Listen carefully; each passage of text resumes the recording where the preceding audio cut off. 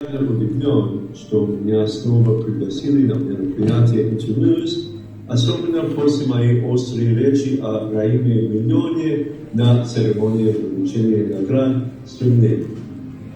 Сегодня вместе слов критики относительно свободы СМИ или коррупции в Центральной Азии, позвольте мне сделать кое-что другое. Позвольте мне рассказать о нападениях на журналистов в Соединенных Штатах Америки. Многие из вас слышали об атаке на Конгресс США 6 января со стороны сторонников президента Трампа. Но, возможно, вы не слышали о нападениях на журналистов в тот день, пытавшихся вести репортаж об этом событии.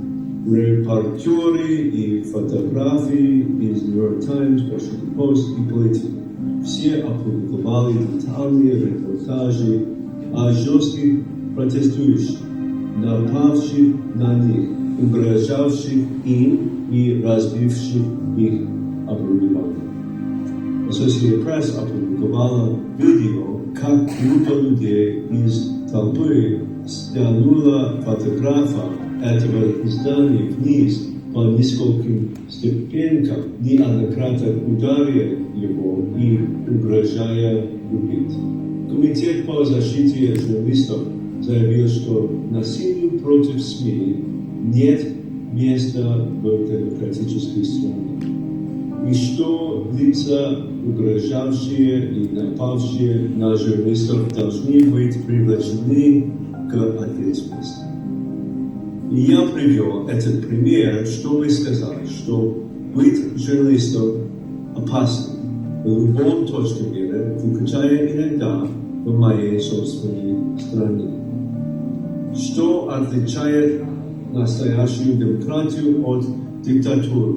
Это то, привлекаются ли к ответственности те, кто нападает на журналистов. Полиция и ФБР арестовали 135 участников протестов и расследуют еще 265 подозреваемых. Среди арестованных есть крупные лидеры экстремистических и националистических организаций в США. Расследовательская журналистика в Бишкеке и в Вашингтоне – это опасная профессия. Для этой профессии требуется умение. Когда в прошлом году на болото Тмирова было совершено нападение, пресс-секретарь президента немедленно отреагировал, и в течение нескольких дней милиция задержала нападавших. Когда Раим Миллион подал иск, пытаясь заставить замолчать 24 KG, клуб и Азатик, киргизские СМИ и общество рассерженно отреагировало и вынудили его взять ту часть иска, которая требовала, чтобы суд изъял их оттуда. Я считаю, что кыргызстанцы ценят расследовательскую, журналистику и свободу СМИ. Кыргызстан является самой демократической страной в Центральной Азии не из-за своих великих политиков, а благодаря своим храбрым журналистикам и сильному гражданскому обществу.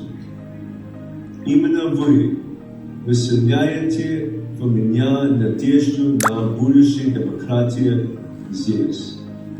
Спасибо за приглашение, и я желаю вам успешного форума.